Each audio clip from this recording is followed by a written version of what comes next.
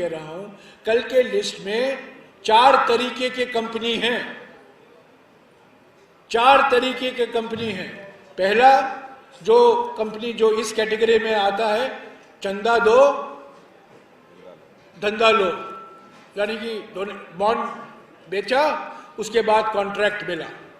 दूसरा कंपनी है हफ्ता वसूली, जिनके खिलाफ ईडी का रेड हुआ है, सीबीआई का रेड हुआ है या धमकी दी गई है, वो इलेक्ट्रल बॉन्ड खरीदते हैं।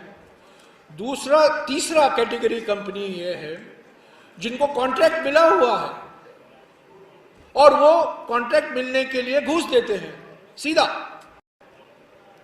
और चौथा कैटेगरी है जो शेल कंपनी, वो कंपनी नहीं है, वो खोखले हैं।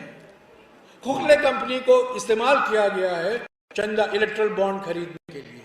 मेरे विचार में ये स्वतंत्र भारत का सबसे बड़ा घोटाला है। ये जिस तरीके से हमारी जांच एजेंसियों की दुरुपयोग की गई है, जिस तरीके से ईडी, सीबीआई और इनकम टैक्स का इस्तेमाल किया गया है धमकी देने के लिए, मैं समझता हूं कभी हमारे देश में नहीं हुआ। हाँ, देखिए अभी पूरी जानकारी तो आने दीजिए। सुप्रीम कोर्ट का रास्ता हमारे लिए तो खुला ही है, सबके दरवाजे खटखटाएंगे। अभी तो एक ही दरवाजा हम खटखटा सकते हैं, सुप्रीम कोर्ट। ईसी का दरवाजा हमारे लिए बंद है। हाई कोर्ट में जानते हैं, हाई कोर्ट में से हम राहत नहीं मिलती है, तो हम दरवाजा खटखटाएंगे। और सबसे बड़ी बात, हम जनता के बीच में जाकर जनता को अवगत कराएंगे कि इनके साथ धोखा हुआ है। हाँ जी,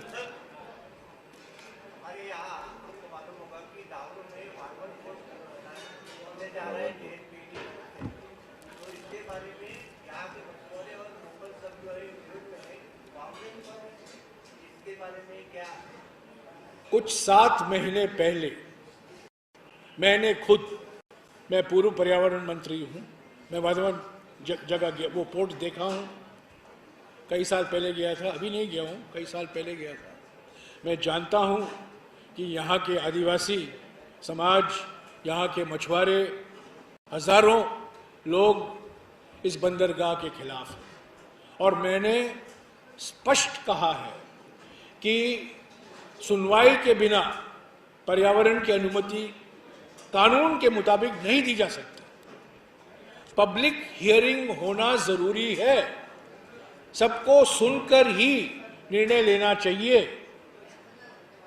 पर मोदी सरकार के समय पिछले 10 साल मैं कह सकता हूं, ये पब्लिक हियरिंग जो है, जो हमारे कानून में हमारा प्रावधान है, 1986 का कानून है, एनवायरनमेंट प्रोटेक्शन एक्ट, जहां पब्लिक है वहां हियरिंग नहीं होता है, और जहां हियरिंग है वहां पब्लिक नहीं है।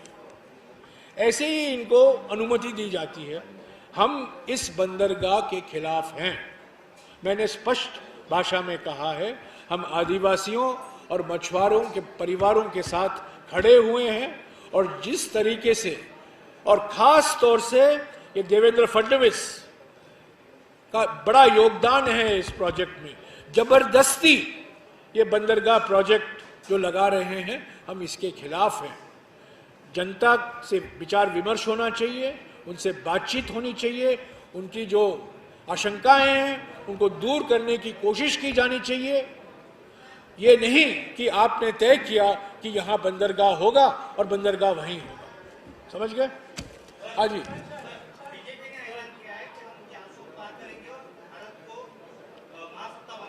400 क्यों पार करेंगे, ये बात समझिए। 400 इसीलिए पार करेंगे ताकि संविधान को वो उखाड़ कर फेंकेंगे, बाबा साहब अंबेडकर का योगदान ठुकराएंगे, नया संविधान आएगा। यही तो मोदी की मानसिकता है, इसीलिए 400 सीटों से ऊपर की बात कर रहे हैं। मोदी खुद नहीं बोलते हैं पर दूसरों से बुलवाते हैं। ना खाऊंगा ना खाने दूंगा, उनका एक पुराना नारा है, हालांकि गलत नारा है। यहां ना बोलूंगा पर दूसरों से बुलवाऊंगा। ये उनके आर्थिक सलाहकार ने कहा है कि संविधान, नया संविधान चाहिए। ये सांसद ने कहा है, बीजेपी सांसद ने कहा है, कई सांसदों ने कहा है संविधान बदलना चाहिए। तो ये 400 लगा के रखे हैं, एक ही मकसद है, बाबा साहब अंबेडकर के संविधान को खत्म करना। ओके, लंच इंतजार कर रहा है आपका।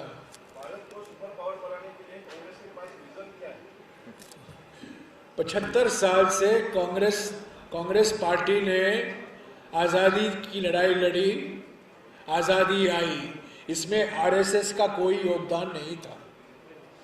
संविधान बना, बाबा साहब अंबेडकर, जवाहरलाल नेहरू, सरदार पटेल, राजेंद्र प्रसाद, सभी बड़े बड़े नेता, संविधान बनाने में आरएसएस का कोई योगदान नहीं था। 70 साल में कंपनियां लगाए गए। कल मैं नासिक में था, नासिक में HAL लगाया गया था 1964 में, जब यशवंतराव चौहान रक्षा मंत्री थे। और आज एक व्यक्ति पूछते हैं 70 साल में आपने क्या किया, मैं उनको कहूँगा नासिक आइए, हिंदुस्तान एरोनॉटिक्स की फैक्ट्री देखिए जहाँ फाइटर एयरक्राफ्ट बनता है। तो ये सवाल हमसे नहीं पूछना चाहिए, ये सवाल उनसे पूछना चाहिए जो संपत्तियां को बेच रहे हैं। कांग्रेस पार्टी ने देश को बनाया है, नरेंद्र मोदी ने देश को बेच रहे हैं। और किन को बेच रहे हैं? सारे एयरपोर्ट एक ही कंपनी, सारे बंदरगाह एक ही कंपनी, सारे माइनिंग एक ही कंपनी। तो ये असली रूप है नरेंद्र मोदी की आर्थिक नीतियों का। और उसके ऊपर वो सवाल करते हैं, जैसे कि आप सवाल कर रहे हैं, आपने क्या किया, आपका विजन क्या है। मैं कहता हूं आज जो आर्थिक विकास हुआ है हमारे देश में, जो तरक्की आई है, जो सामाजिक न्याय बढ़ा है, जो सशक्तिकरण हुआ है, जो फैक्ट्रियां लगी हैं, जो बड़े बड़े कंपनियां लगी हैं, जो सॉफ्टवेयर सुपर पावर बना है, ये कांग्रेस पार्टी का योगदान है। हरित क्रांति, किसने हरित क्रांति, कौन जिम्मेदार थी हरित क्रांति के लिए? इंदिरा गांधी। काले कानून के लिए कौन जिम्मेदार है? नरेंद्र मोदी। श्वेत क्रांति कब आई? कांग्रेस के समय। तो ऐसे सवाल जो पूछे जाते हैं ये राजनीतिक सवाल है, पर वास्तविक है। आपने मुझे पूछा है, मुझे कोई इतराज नहीं है, आप पूछे हैं, पर जो वास्तविकता है वो बिल्कुल अलग है। और कांग्रेस पार्टी का योगदान को मिटाने में जो हमारे प्रधानमंत्री ओवर टाइम लगे हुए हैं ना, उनका एक ही मकसद है, नेहरू को बदनाम करना, कांग्रेस पार्टी का बदनाम करना, और खुद जो करते हैं, जो गलत काम करते हैं, उन पर पूरी तरीके से वो अपना चुप्पी नहीं तोड़ते। मैं एक ही बात कहकर खत्म करूंगा। 19 जून 2020 को प्रधानमंत्री ने चीन को एक क्लीन चिट दे दिया। मैं प्रधानमंत्री से पूछना चाहता हूं, आपने चीन को क्लीन चिट क्यों दिया? किसके इशारे पर दिया आपने? आज भी चीन हमारे सीमा, न केवल हमारे सीमा बल्कि हमारे लद्दाख में जो जमीन हमारा है वहां बैठी हुई है। और 2020 में प्रधानमंत्री ने कहा था न कोई बाहर